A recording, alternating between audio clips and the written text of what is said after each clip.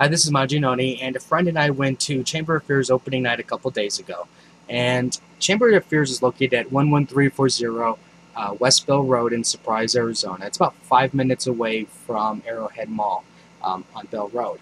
Now, we were very excited about going to this haunted house because we heard that they got rid of the redneck zombie part, which is the part that we thought was the weakest, and they added in the twisted fairy tales, which really got us interested.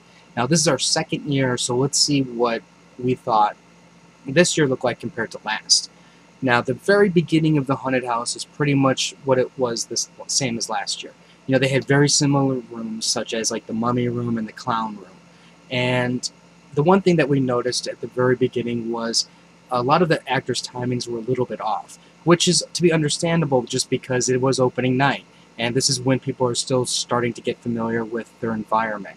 So I can guarantee you, if you go in any time after you see this review, you're going to start noticing their timings are going to be starting to improve, and your experience will most likely be a lot different than what we got. Now, that being said, they did do some really nice things inside that very first part. They use their light really well. Like when you're going down corridors, the way the strobe lights work, they have like these lasers that give you a different depth perception. And there's this one really creepy corridor which always just freaks me out. It's like these haunted houses never scare me, but it just every time I go down that corridor, it just like you just wait for somebody to reach out and grab you, even though that we know that this is not an 18+ haunted house where that can happen. So they do a very good job with things, corridors and rooms like that. And I give them mad props for that because a lot of haunted houses really don't do that kind of work.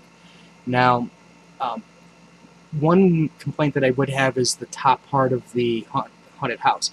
It's very open, and because it's open, you don't get that enclosed feeling inside. And that actually makes the other two haunted houses suffer as well, which is a really shame because I think in some cases I think it could really help with the environment. And I know you're probably going, why are you looking up? Well, you know, I look up because I'm looking everywhere. I'm looking for sliding panels. I'm looking for where people can come out. And I'm trying to be as more observant as I possibly can because I think, at least for me, it's more enjoyable looking at everything than going like with blinders face down type thing, which I do see some people do. Now, they also did add some animatronics. At the very beginning, they have like a very large creature, and they actually moved the redneck zombie part into the inside. And even though I said zombies, they're not really zombies, they're more redneck cannibals. And I thought that transition was really well done as you're going inside from the corridor into a house. It's very similar to what the Nest and the 13th floor does. My thing is with this part is it's very enclosed, so it doesn't give you that sense of spaciousness.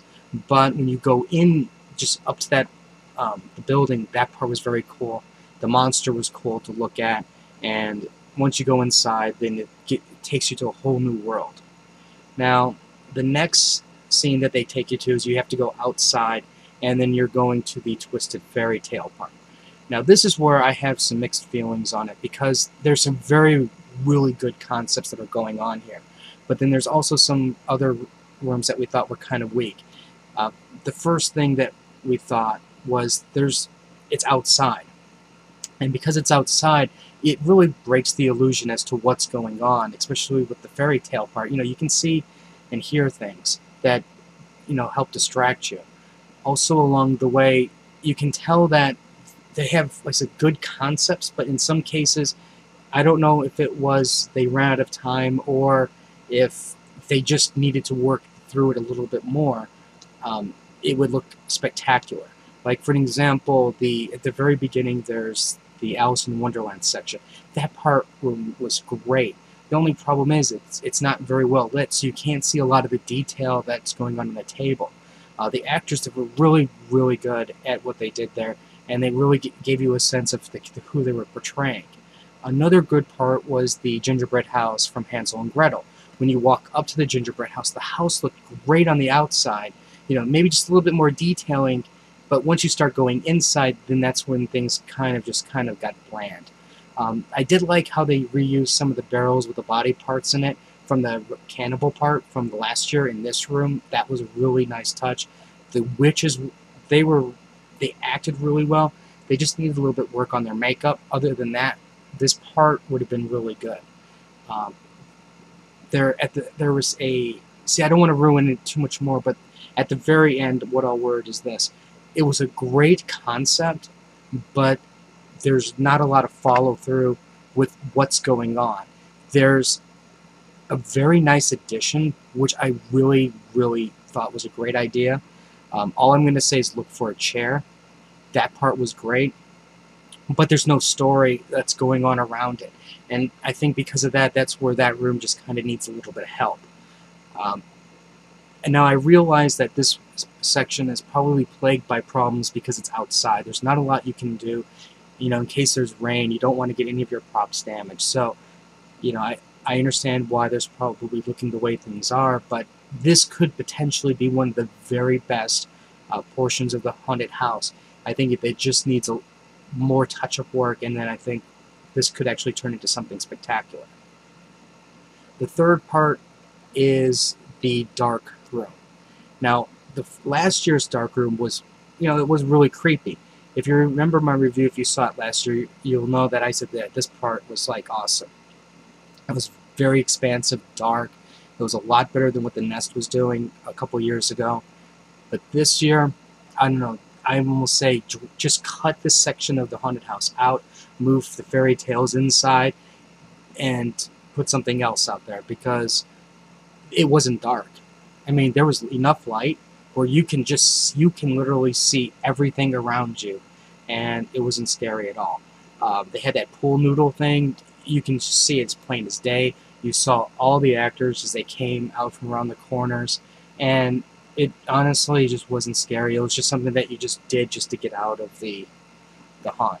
So that really was probably the biggest disappointment of this whole haunted house. And you know, I realize they're probably stuck with certain things, because you know, like if it did rain, where are they going to put the fairy tale part? It's probably got to go inside this building. So I understand there's probably other reasons for doing what they did, and also I wouldn't be surprised if they turn on the lights a little bit more because of safety. When we walked up to go into that section of the room, there was a lady there that's like warned us, you know, please watch out. There's, you know, the stands for the fence, and you know, they didn't want us to trip. So it wouldn't be surprised if it was more of a safety precaution, that way nobody would get hurt. But that really was a disappointment, I have to admit. Overall, though, what was my experience like? I think overall, it really did some nice things. It still needs some touch-up work. It needs a little bit extra money for the way the walls look, for cosmetic stuff. They did put a lot of money into animatronics. There was a creature at the end, which I thought was great the way it looked, but it almost seemed a little out of place at the same time. But I'd rather have seen that money go into building up the wall construction and other things of that nature, because that's where I think the haunted house, it just takes it to that next level. Once it takes it to that next level, then we're going to be looking at probably one of the strongest haunted houses in the valley. And I really did enjoy it. I did have a good time, though, and I think that's what you really need to look at. You know, did I think it was scary? No. Do I think other people will be scared? Yes, definitely. Especially the beginning part. That's probably still the strongest portion of the haunted house. Overall, I still give this haunted house a thumbs up, and it's still definitely worth your time to take a look at. If you have any comments or questions, let me know. Rate the video. Let me know what you thought of Chamber of Fears. Were you scared? What do you think was the best part of the haunted house? And just write that in the comments below, and I'll have more haunted house reviews later. So until next time.